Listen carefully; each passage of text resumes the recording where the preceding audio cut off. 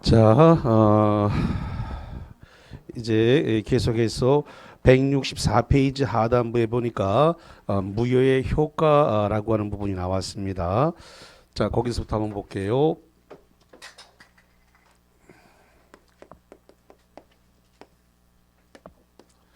자, 어떤 사람과 어떤 사람이 부동산에 대해서 매매 계약을 했습니다.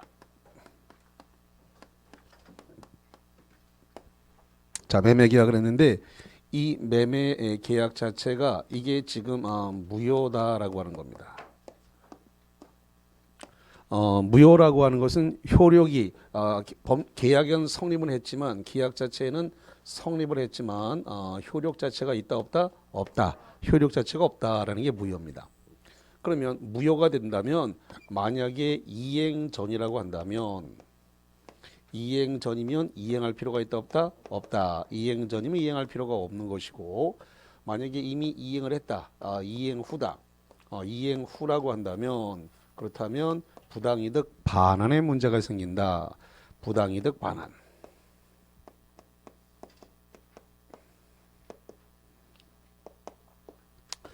부당이득 반환이니까 지금 만약에 이행을 이미 한 상태라서 만약에 이렇게 등기가 넘어가고 대금이 지급됐다면 이것을 서로 돌려주라는 겁니다. 등기와 대금을 서로 돌려줘야 된다. 이게 뭐가 된다고요? 부당이득 반환. 이 부당이득 반환은 당연히 동시이행 관계에 있습니다.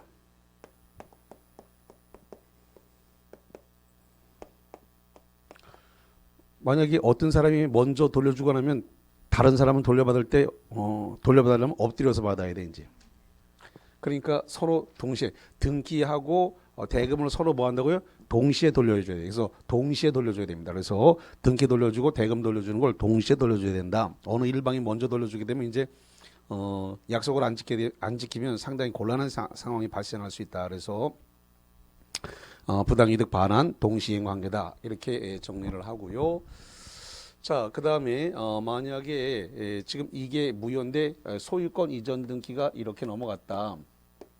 이행 후라고 해가지고 소유권 이전 등기가 이렇게 넘어갔다라고 했을 때 그러면 을이 갖고 있는 등기는 무효인데 등기부에는 무효가 나타난다고요? 안 나타난다고요?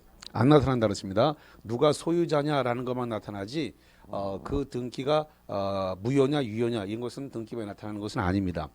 자, 그래서 등기를 을이 갖고 있으니까 을이 이거를 기화로 해서 매매를 통해서 이걸 갖다가 이 병에게 이 제3자 병에게 넘겼다 이거죠.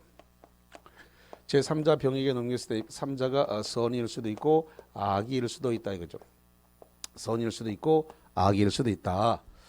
그랬을 때 이 매매를 원인으로 해가지고 등기가 선의의 제3자에게 넘어갔을 때 그러면 이 3자가 소유권을 취득할 수 있는가 없는가 이런 문제가 생기는데 지금 만약에 이 무효가 지금 절대적 무효일 수가 있고 상대적 무효. 저기 보니까 절대적 무효일 수도 있고 상대적 무효일 수도 있다 그랬죠? 예. 그래서 무효가 종류가 두 가지로 지금 나눠졌어요.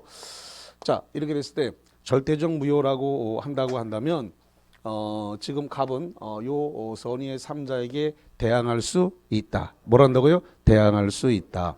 대항할 수 있으면 선의의 3자의 등기를 말소시키고 찾아올 수 있다. 근데 만약에 이게 상대적 무효라고 한다면 그러면 선의의 3자에게 대항할 수 있다 없다? 없다. 그럼 등기 말소 못 시키니까 3자는 소유권을 취득한다. 이렇게 되는 이야기입니다. 그래서 절대적 무효냐 상대적 무효냐에 따라서 선의의 3자에게 대항할 수 있는가 없는가. 그래서 절대적 무효는 선의의 3자에게 대항할 수 있다. 그래서 무효를 주장한다는 말은 결론적으로 대항할 수 있다.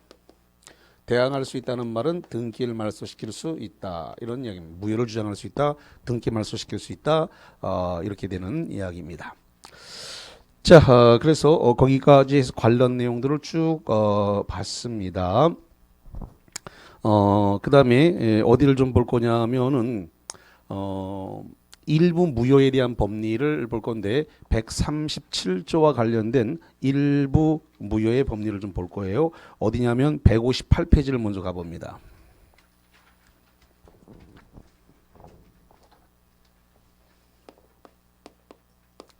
137조는 일부 무효의 법률인데 법률행위의 일부분에 법률행위에 일부 무효 사유가 있다는 겁니다. 뭐가 있다고요? 일부 무효 사유가 있다 이거죠. 일부 무효 사유가 있으면 법률행위 전부를 무효로 한다는 겁니다. 법률행위에 일부 무효 사유가 있으면 법률행위 뭐 한다고요? 전부를 무효로 한다. 이게 원칙입니다. 법률행위 일부 무효 사유가 있다면 그 법률행위 전부를 무효로 한다. 이게 원칙인데 다만 그럼에도 불구하고 법률행위가 무효인 부분과 무효가 아닌 부분으로 나눌 수 있다. 이걸 갖다가 가분적이라 그래요. 가분적을 다른 말로 얘기해서 분할 가능성. 그래서 가분적이라는 것은 나눌 수 있다. 분할 가능성. 가분적이고 그 다음에 무효인 부분과 무효인 아닌 부분 나눴을 때 무효가 아닌 부분만 가지고도 법률행위를 완성할 의사가 있다면 나머지 부분은 그러하지 아니하다. 나머지 부분 무효가 아닌 나머지 부분은 무효로 하지 않는다. 나머지 부분은 무효로 하지 않는다 그랬으니까 유효가 될 수 있다라는 겁니다.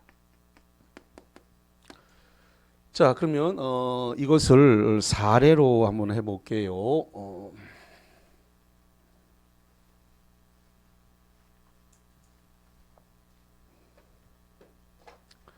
자, 이렇게 어딘가에 이렇게 바닷가가 이렇게 있다라고 했을 때 여기에 이렇게 도로가 있고 여기에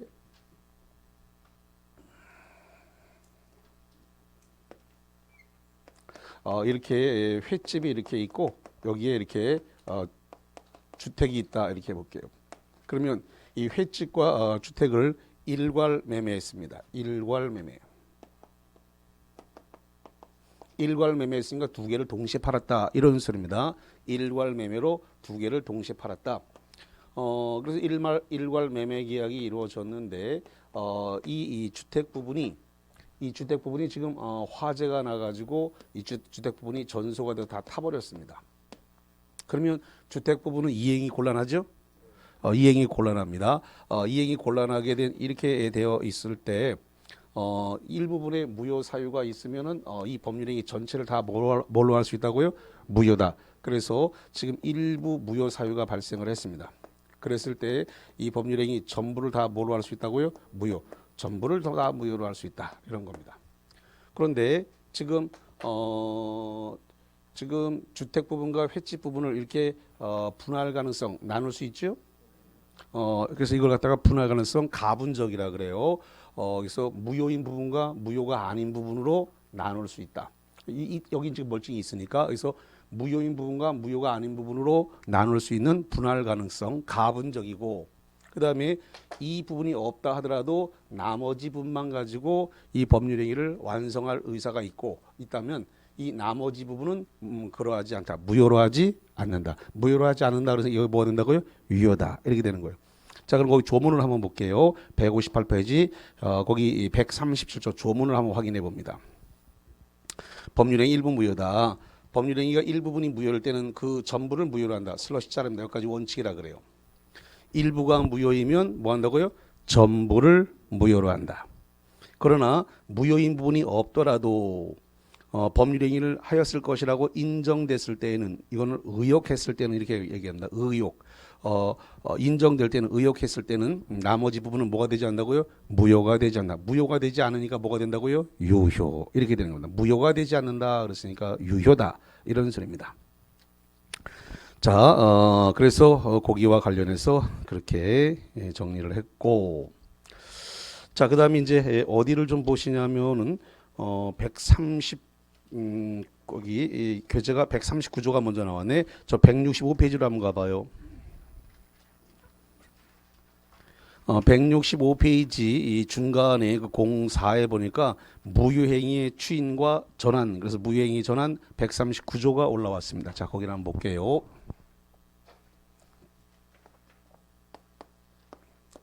어, 139조를 이걸 갖다가 무효행위의 지금 추인이 먼저 나왔습니다. 거기 보니까 무효행위의 추인이다. 이 무효행위 추인과 관련을 해서 시험 문제가 올라왔을 때 사례형으로는 뭘 사례를 드냐면 시험 문제가 사례를 주는 것은 108조 통정허위 표시를 무효행위 추인의 사례로 많이 주게 돼요. 자, 그러면 A라고 하는 어떤 이렇게 채권자가 이렇게 있었는데 여기에 대해서 갑이라고 하는 이렇게 채무자가 있었고 이 채무자가 어떤 재산이 있었는데 안 갚았는 모양이다. 그래서 이 재산에 대해서 이렇게 강제 집행에 돌입을 하니 부동산을 갖고 있는 채무자가 화들짝 놀라서 이거를 자기 지인하고 가짜 계약을 해서 재산을 빼돌렸다. 그래서 아까도 했습니다만 짜고서 합의하에 양해하에 이루어졌다. 이걸 갖다가 법률은 통정이라고 표현한다 그랬습니다. 그래서 통정 허위 표시가 있었다. 통정 허위 표시가 있었으니까 가장 매매 행위가 있었다. 그죠? 자, 가장 매매에 의해서 이렇게 소유권이 이전이 됐다 이거죠. 그랬을 때 이 가장 매매에 의해서 이루어진 이 계약 자체가 뭐가 된다고요? 무효다. 이게 무효인데 저기 써놨습니다. 무슨 무효라고 됐어요? 상대적 무효다라는 겁니다. 자, 그럼 이 가장 매매 계약이 예를 들어서 5월 1일 날 있었다라고 해볼게요. 5월 1일 날 가장 매매 계약이 있었는데 이걸 갖다가 지금 이 가장 매매 가짜 계약 등기가 다 넘어왔는데 이거를 예를 들어서 6월 한 10일쯤 돼가지고 추인을 했다라고 해볼게요. 자, 그럼 뭐가 되냐면 무효행위의 추인이 된 겁니다. 요거예요. 무효행위의 추인. 그래서 이 무효는 무슨 무효예요? 상대적 무효죠. 상대적 무효를 갖다가 뭐 했다고요? 추인했어요. 이렇게 추인. 자, 그러면 무효행위는 추인을 하더라도 이게 유효로 되지는 않습니다. 다시 한번 추인이 뭐예요? 추후에 인정했어요. 그렇게 했다 하더라도 이 무효 6월 10일 날 추인했다 하더라도 무효가 이게 유효로 된다 안 된다? 안 된다. 유효로 전환되지는 않는다. 근데 이거를 무효임을 알고 무효임을 알면서 추인하게 되면 추인한 때로부터 새로운 법률행위예요. 추인한 때로부터 새로운 법률행위. 새로운 법률행위로 본다는 겁니다. 새로운 법률행위로 본다. 자, 그러면 추인한 때부터 새로운 법률행위니까 6월 10일자로 이 가짜 계약은 이제 뭐가 된다고요? 유효가 된다 이겁니다. 새로운 법률행위니까 6월 10일자로 유효가 됐다 이런 겁니다. 주의해야 될 것은 이렇게 추인했다고 해서 5월 1일 날 계약한 것이 유효가 되진 않는다 그랬죠? 유효가 되진 않는다. 그러니까 추인의 효력은 이게 소급표를 인정하지 않는다라고 하는 게 원칙인 거예요. 다시 한번. 6월 10일 날 추인했는데 추인했다 그래서 5월 1일자로 이게 유효가 5월 1일자로 유효가 된다 안 된다? 안 된다. 그렇기 때문에 소급표가 있다 없다? 없다. 원칙적으로 소급표를 인정하지 않아요. 그래서 여기에 지금 시험 문제가 엄청 많이 나옵니다. 그래서 소급표를 인정하지 않는다. 자, 소급표를 인정하지 않는 게 원칙인데 다만 당사자의 합의로 소급을 할 수 있습니다. 소급이란 말이 무슨 뜻이에요? 처음부터라고 하는 말은 법률 행위시라는 겁니다. 법률 행위시까지 올라가서 처음부터 무효다라고 하는 소급 무효다 이렇게 얘기를 합니다. 그래서 당사자 합의로 소급이 가능한데 당사자의 합의로 소급이 가능하더라도 이것은 채권적 효력만 소급할 수가 있고 채권적 효력이니까 이렇게 되는 겁니다. 이왕지사 이렇게 된 거 5월 1일자로 돈은 달라. 5월 1일자로 계약금 달라. 이런 식으로 채권적 효력은 소급시킬 수 있다 없다? 있다. 그러나 물권적 효력은 소급시킬 수 없습니다. 물권적 효력, 이 물권적 효력에 대해서는 소급이 안 된다라고 하는 거. 물권적 효력이 뭐라 그랬어요? 아까 등기라 그랬습니다. 뭐라고요? 등기를 갖다가 5월 1일자로 등기를 하자. 그러면 이거는 3자를 해야 하는 수가 발생할 수 있기 때문에 그래서 등기에 관해서는 당사자 합의가 있다 하더라도 물권적 효력에 대해서는 소급효를 인정하지 않고 당사자 합의로 소급이 가능한데 그건 어떤 효력이라고요? 채권적 효력. 채권적 효력.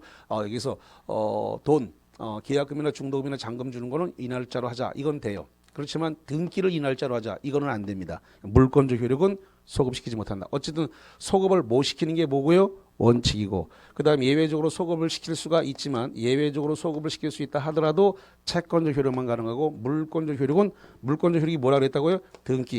등기인데 물권적 효력은 합의한다 하더라도 소급을 시킬 수 있다 없다? 없다. 이렇게 정리를 합니다.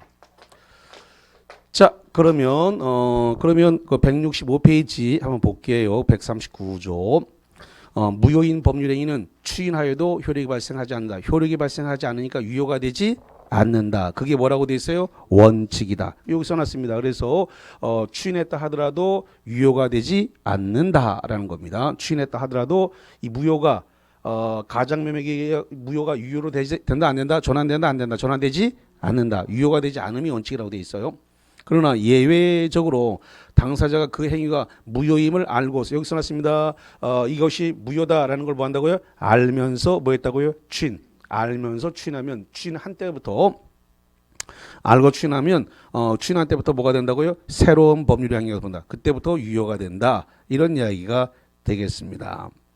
자 그래서 맨 밑에 양가로 2번입니다. 맨 밑에 165페이지 맨 밑에 양가로 2번. 따라서 무효행위의 추인은 새로운 법률행위가 있는 것으로부터 새로운 법률행위가 있은 때로부터 유효가 되고 새로운 법률행위는 언제예요? 추인은 한때. 그때부터 유효가 되고 소급표하여 유효가 되는 것은 아니다. 그러니까 여기 써놨습니다. 소급표가 있다 없다? 없다. 소급표가 없는 게 원칙이다. 거기 소급하지 않는다는 말 써놨어요. 소급이 뭐라고요?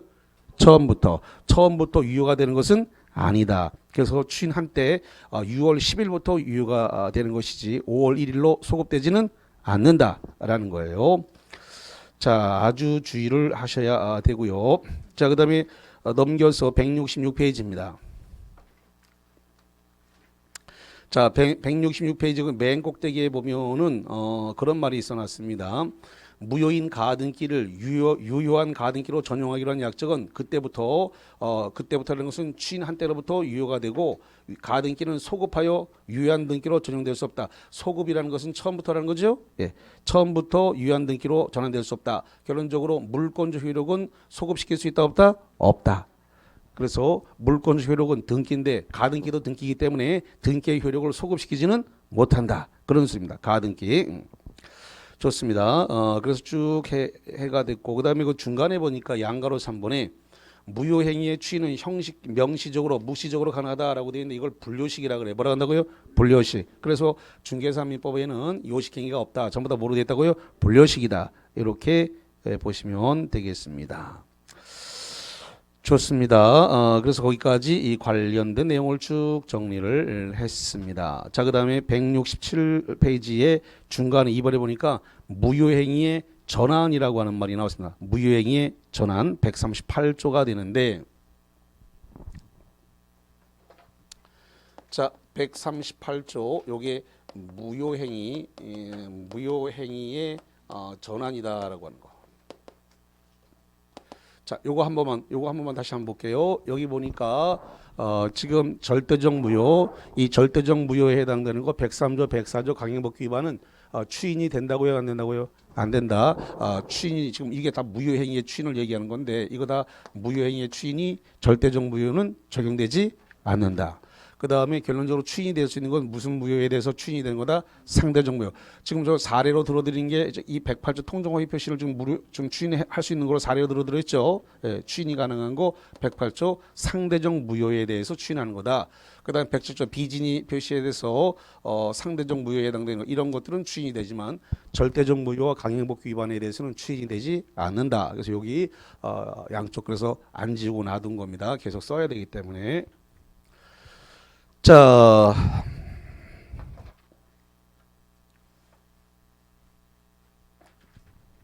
그 다음에 167페이지에 이제 그 138조 무효행위의 전환인데 요 무효행위의 전환이 우리 중개사 쪽에서는 시험 문제가 잘 나오질 않습니다. 그래서 너무 이렇게 심각하게 받아들일 필요는 없고 여기는 그냥 조문 정도만 이렇게 보시면 되겠습니다.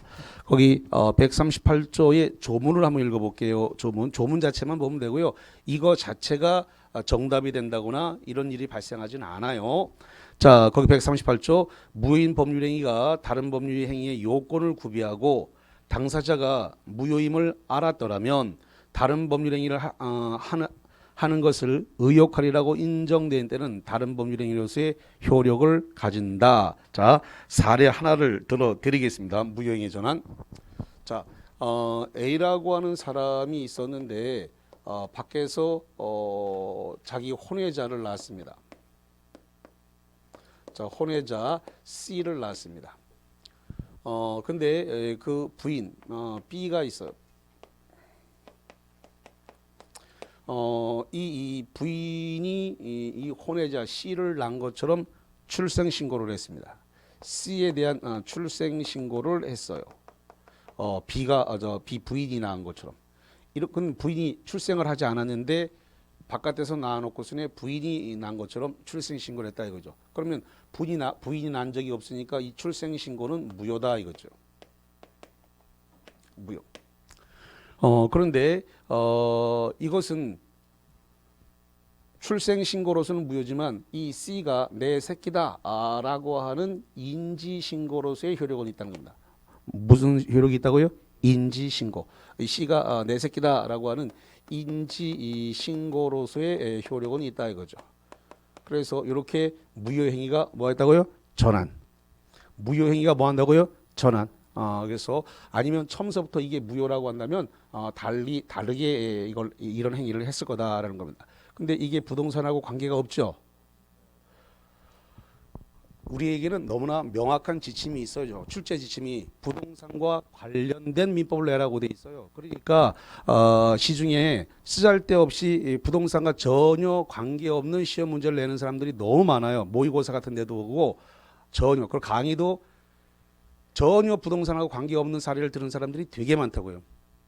사례를 들을 때 뭐 롤렉스 시계다, 뭐 이렇게 자동차다. 물론 자동차 같은 경우는 유치권 같은 데서는 적용될 수가 있지만 그 외에서는 크게 이 부동산과 관련된 것은 우리 중개사 시험에서는 아예 나오질 않거든요. 그러니까 유치권을 하더라도 부동산 관련 유치권을 사례형이 나오지 자동차를 유치했다는 것은 시험 문제에 안 나온다. 같은 유치권이라도. 그러니까 이게 지금 이게 부동산하고 무슨 관계가 있어요, 이게. 사법 시험이라면 나오지. 우리는 사법 시험을 내는 게 아니고 부동산 관련, 중개 관련 사항만 내라고 돼 있어요. 그러니까 전혀 관계가 없으니까 시험 문제에서 안 나온단 말이에요. 그러니까 제가 좀 전에 시작을 할 때 138조 여기 X 치고 시작했단 말이에요. 그러니까 이게 부동산과 관련이 없기 때문에 그냥 조문이 잠깐 한 조문이 들어오더라도 그거는 조문은 들어오더라도 정답용으로는 절대 들어오지 않는다라는 겁니다. 그냥 지문을 채워주는 역할을 해도 그 자체가 정답이 될 수는 없다라는 겁니다. 자, 그러면 거기에 대해서 거기 167페이지에 조문 밑에 보세요.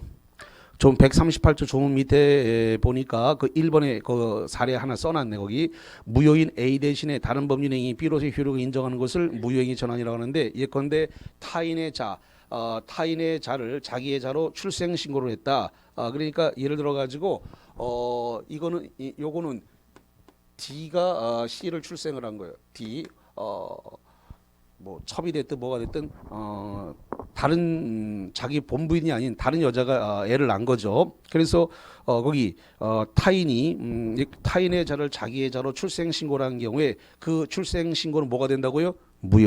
무효지만 입양 신고, 인지 신고로서는 효력이 있다 없다? 있다라는 겁니다.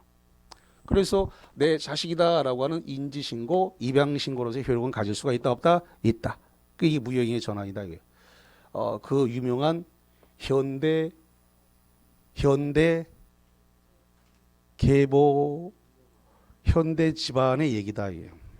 현대가 내가 이름만 대면 다 알기 때문에 그 실명을 거론하진 않겠습니다. 그것도 남의 사생활을 내가 다 할 수는 없으니까. 그래서 그 현대 가의 아주 유명한 사건이죠. 현대가 유명한 사건. 자, 그래서 거기까지 관련된 내용을 보셨는데, 자, 그럼 프린트물을 좀 보겠습니다.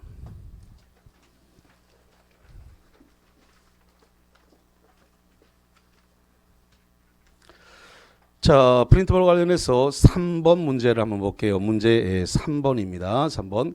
법률행위의 일부분이 무효인 경우에는 그 전부를 무효로 한다. 슬러시 짜라봅니다. 자, 이거 O다 X다. O입니다. 137조에 대한 이야기예요. 그러나 무효 부분이 없더라도 법률행위를 하였을 것이라고 인정될 때에는 나머지 부분은 무효가 되지 않는다. 나머지 부분은 무효가 되지 않으니까 뭐가 되는 거예요? 유효다. 137조에 관한 문장으로서 O입니다. 자, 그 다음에 4번 갑니다. 4번. 무효인 법률행위는 추인하여도 효력이 생기지 않는다. 슬러시 자릅니다. 여기까지 맞다드리다. 자, 무효행위가 있는데 무효행위는 추인하더라도 뭐가 되지 않는다고요? 유효가 되지 않는다. 맞는 거예요. 139조 조문이에요. 조문 그대로예요. 조문. 여기 지금 했잖아요. 무효행위를 추인한다 하더라도 그 무효가 뭐가 되진 않는다고요? 유효가 되지 않는다. 이 무효가 유효로 바뀌진 않아요. 예. 무효인 법률행위를 추인하여도 그 효력이 생기지 아니한다라고 하는 거, 유효가 되지 않는다, 유효로 전환되지 않는다. 그러나 당사자가 무효임을 알고 추인했다. 여기 봅니다. 무효라는 걸 뭐한다고요? 알면서 추인하면 추인한 뭐 한다고요? 그때부터 추인한 때부터 뭐가 된다고요? 새로운 법률행위. 자, 그래서 추인한 때부터 그 당사자 무효임을 알고 추인한 때부터 새로운 법률 행위를 한 것입니다. 새로운 법률 행위니까 그때부터 뭐가 된다고요? 유효. 그래서 5가 되겠습니다. 자, 그 다음에 6번입니다. 6번에다 별표를 하나 치고 무효인 법률, 이게 중요해서 별표를 치는 게 아니고 이게 학생분들이 자꾸 소홀히 해서 이 지문을, 이 조문 자체를 자꾸 놓쳐서 그래요. 그래서 자세히 보자라고 해서 별표 친 거지. 이거 자체가 뭐 자주 출제가 돼서 보는 건 아닙니다. 소홀히 하지 말라고 지금 별표 치는 겁니다. 무효인 법률행위가 다른 법률행위의 요건을 구비하고 당사자가 그 무효를 알았더라면 다른 법률 행위를 하는 것을 의역할이라고 인정될 때는 다른 법률 행위로서의 효력을 가진다. 이거는 조문이에요. 조문. 무슨 조문일까요? 138조 조문 그대로예요. 이거를 무효행위의 전환이라 그래요. 무효행위의 전환. 그게 조문에서 한 글자도 더하거나 빼지 않았습니다. 조문 그대로를 옮겨온 건데 이렇게 조문 자체가 올라오기 때문에 이거는 뭐 어떤 사례를 내진 않아요. 이거 누구 개인 간의 사례를 내서 이거 뭐 할 거예요? 부동산이 아닌데. 그러니까 사례가 올라온다 안 올라온다? 안 올라와요. 그냥 조문이 한 조문이 올라오더라도 이거는 맞는 지문으로만 나오지, 이 138조는 맞는 조문으로 나오지 조문 자체를 바꾸질 않기 때문에 그냥 이게 138조 무효행위의 전환이다라는 것만 알아놓으면 돼요. 자, 그래서 거기 이거 138조 조문에서 토시 하나 안 빼고 그대로 올라온 거다. 그래서 오다라는 겁니다. 자, 그 다음에 7번. 혼인 외의 출생자를 혼인 중에 출생자로 출생신고를 하는 경우에 그 신고가 친생자 출생신고로서는 무효이지만 인지신고로서는 그 유효성을 인정한다. 이게 무효행위 뭐라고요? 전환이다. 이런 이야기가 되겠습니다. 자, 여기 봐요. 하나만 더 해볼게요. 자, 그래서 그 무효행위의 전환과 관련해서 138조 그 무효행위 전환이 103조 반사직법률행위에서는 무효행위 전환이 허용되지 않는다. 그 다음에 강행복 위반도 무효행위 전환 138조가 적용되지 않는다. 특이한 것은 이게 전환된다. 104조 불공정한 법률행위 폭리행위에서 전환된다는 판례가 하나가 있어요. 그래서 요 판례는 재건축 판례에서 나오는 건데 요건 3, 4월 달에 따로 판례를 정리를 하겠습니다. 지금 우리 교재 아까 보니까 판례가 안 보이던데 일단 그 판례는 따로 정리하도록 합니다. 자, 그래서 그것까지 관련된 내용을 정리를 그리 했다. 이렇게 보시면 되겠고 이제 법률행위의 취소와 관련 법률행위 취소 들어가기 전에 거기 저 관련 문제 하나만 간단하게 빨리 봐드리겠습니다.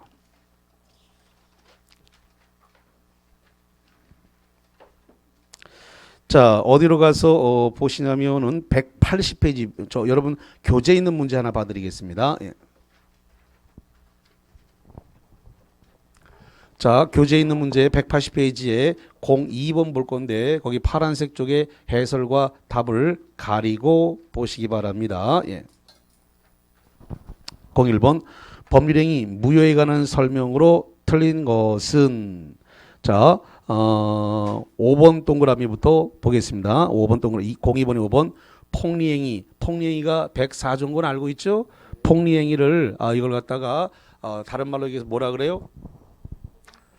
불공정한 법률행위라 그래요. 폭리행위를 뭐라 하더고요? 불공정한 법률행위. 104조에 불공정한 법률행위, 폭리행위 이렇게 얘기를 합니다.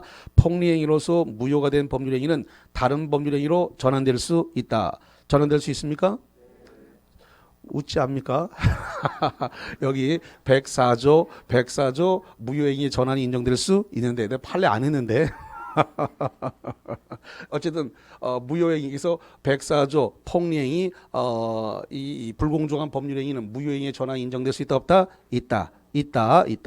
이 사례는 재건축 조합에서 나온 판례로서 4월 달이나 5월 달쯤에 가서 여기 교재 그 판례가 없었기 때문에 제가 따로 해드리도록 하겠습니다. 자, 그 다음에 그 4번 봅니다. 02번에 4번. 무효인 법률행위에 따른 법률 효과를 침해하는 것처럼 보이는 위법행위가 있더라도 그 손해배상을 청구할 수가 없다.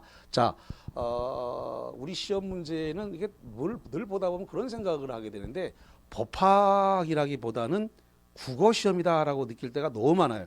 이게 무슨 법학 시험이야? 국어 시험이지? 이것도 국어 시험이야.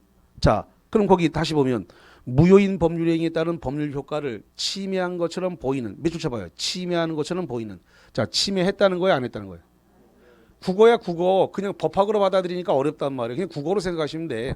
침해하는 것처럼 보이는. 침해했다 안 했다? 안 했다. 침해를 안 했으니까 손해배상 청구이 발생했어요, 안 했어요? 안 했죠.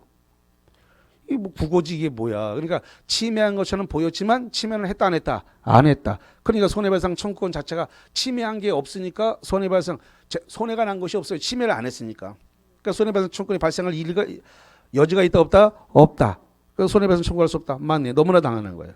3번 사회질서 위반이다. 이거 뭐예요? 103조. 사회질서 위반 103조입니다. 반사회질서 위반이죠. 103조. 사회질서 위반으로 무효인 법률행위는 추인의 대상이 되지 않는다. 자, 여기 103조 반사회적 법률행위 무슨 대상이 아니라고요? 추인의 대상이 되지 않는다. 아까도 이렇게 말씀을 드렸습니다만은 오늘 한 내용 자체가 오늘 이따가 취소하고 추인하고 다 할 건데 오늘 듣고 나면 오늘 좀 많이 어렵다고 느껴질 건데 이것을 가서 복습을 하고 3, 4월에 다시 들으면 훨씬 더 낫습니다. 5, 6월에 더 들으면 더 낫고요. 그래서 점점 숙성의 시간을 가지게 되면 훨씬 더 나아지니까 오늘 좀 어렵더라도 집에 가서 계속 복습을 해서 좀 보시기 바랍니다. 자, 그래서 사회질서 위반으로 무효인 법률인 추인의 대상이 되지 않는다. 왜? 절대적 무효는 추인할 수 없다. 추인은 추후에 인정하는 건데 추인이 안 돼요. 무효행위에 추인이 안 된다. 두 번째, 추인의 요건을 갖추고 취소로 무효가 된 법률행위는 요거는 오늘 안 했습니다. 이따가 취소까지 다 해야 돼요. 자, 1번 무효인 법률행위를 추인하면 특별한 사정이 없는 한 처음부터 새로운 법률행위란 것으로 본다. 자, 139조를 물어보고 있네요. 맞다 틀리다? 자, 여기 봐요. 무효행위를 뭐 했다고요? 추인하면 처음부터가 뭐예요? 소급해서 새로운 법률행위가 된다 안 된다? 안 된다. 소급표가 없기 때문에 처음부터가 아니라 뭐 한대요? 추인한 때로부터예요. 그러면 추인하게 되면 처음부터 그러면 소급해서라는 건데 소급표가 없기 때문에 그래서 무효행위의 법률행위를 추인하면 특별한 사정이 없는 한 처음부터 새로운 법률행위라고 합니다. 틀렸네요. 처음부터가 아니라 추인한 때부터 새로운 법률행위가 되는 것이지. 여기서 추인한 때란 6월 10일 추인한 날 그날부터 새로운 법률행위가 되지 소급해서 그럼 5월 1일자로 유효한 행위가 된다는 소리니까 틀렸다면 유효한 행위가 5월 1일자 법률행위 한 날로 소급되지는 않는다 이런 얘기예요. 그래서 1번이 틀렸다 이런 얘기가 되겠습니다. 추인은 6월 10일 날 했으니까 6월 10일부터 여기 다 써놨어요. 6월 10일부터라고. 자, 동영상을 다시 돌려보셔야 돼요. 그래서 자, 여기까지 하도록 하고요. 이제 취소를 좀 보도록 하겠습니다. 취소와 관련해서 170페이지 쪽으로 가봅니다.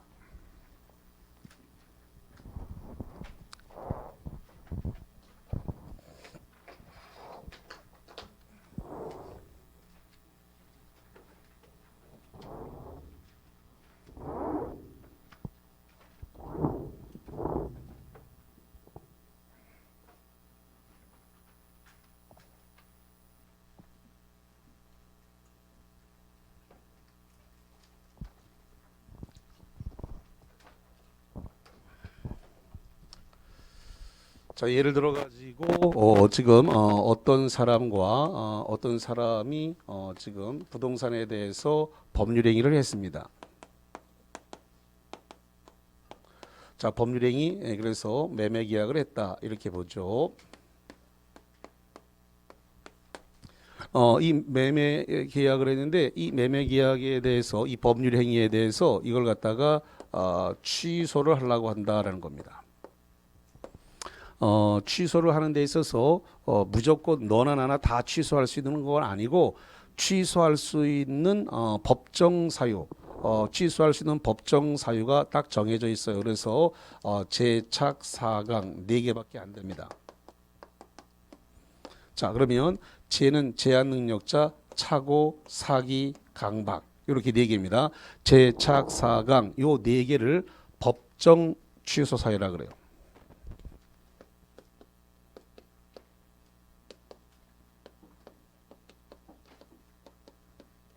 요 4개를 법정 취소 사유라고 하고 이 법정 취소 사유는 본인들이 직접 취소할 수 있습니다. 본인이. 그러니까 제한 능력자 미성년자가 법률행위 계약을 하고 미성년자 스스로 취소할 수 있다 없다? 있다라는 겁니다. 미성년자가 매매 계약하고 미성년자를 이유로 자기가 스스로 취소가 가능하다 이런 겁니다. 그래서 일단 취소 사유는 법정 취소 사유는 딱 4개밖에 없어요. 제착 4강 제한 능력자 차고 사기 강박 4개밖에 없습니다. 그러면 이거 4개 이외의 사유로 이 계약을 깨버리려고 그래요. 이 법률 행위를 깨버리려고 그래요. 어떻게 깨야 돼요? 계약을 해지하면 됩니다. 뭐 한다고요? 해제. 그러니까 요 4개 외의 사유로 계약을 깨려면 해제해야 돼. 계약 해제. 요거는 요거 4개의 사유는 취소할 수 있는 사유고 요거 외의 사유로 계약을 깨버리고 싶으면 뭘로 깬다고? 계약 해제로 깨야 돼. 계약 해제로. 그래서 요거 외로는 취소할 수 없습니다. 그러니까 취소는 법정 사유가 딱 4개밖에 없다. 이렇게 정리를 합니다. 자, 그다음에 두 번째로서 대리인에 의해서 이거 취소가 가능한데 대리는 종류가 2가지입니다. 법정 대리인과 임의 대리 2개는 나눠져요. 법정 대리인 경우는 취소권이 있습니다. 근데 문제는 임의 대리는 취소권이 없어요.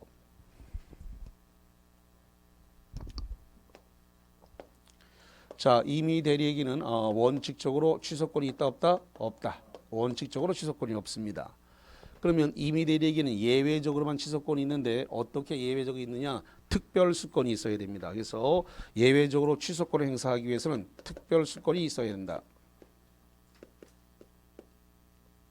자, 이 특별수권이라고 하는 말이 뭐냐 그러면 기본 대리권, 임의 대리라고 하는 기본 대리권 외에 이러이러한 사유가 발생하면 취소해도 좋다. 아니 그 착오를 이유로 제착 사강에 해당해서 취소해도 좋다라고 하는 취소권을 하나 더 받아와야 돼. 기본 대리권 외에 취소해도 좋다라고 하는 대리권 하나를 더 받아야 돼. 대리권 하나를 더 받아온 걸 뭐라 한다고요? 특별수권이라 그래요. 특별수권. 그래서 법정 대리에게는 취소권이 있지만 임의 대리는 취소권이 없다라고 하는 거. 자, 그 다음에 세 번째로서 승계인. 이 승계인에게 취소권이 있는데 이게 승계인이라고 하면 2개로 나눕니다. 어떻게 2개로 나누냐면 이게 포괄 승계와 특정 승계로 나눠요. 포괄 승계는 상속받았다는 뜻이 되겠고 그 다음에 특정 승계. 이 특정을 다른 말로 뭐라 부른다 그랬죠? 특별이라 그래. 다시 특정을 다른 말로 부른다고요? 특별. 같은 말이에요. 근데 법조문이 왔다리 갔다리 해요. 특정이라고 했다가 이렇게 특별이라고 했다가 왔다리 갔다리 하니까 특정 승계, 특별 승계 이렇게 얘기합니다. 자, 특정 승계, 특별 승계이 뭐냐 그러면 만약에 매도인 갑이 토지도 있고 아파트도 있고 상가도 있고 공장도 있어. 그럼 재산이 부동산이 많네요. 여러 개가 있네요.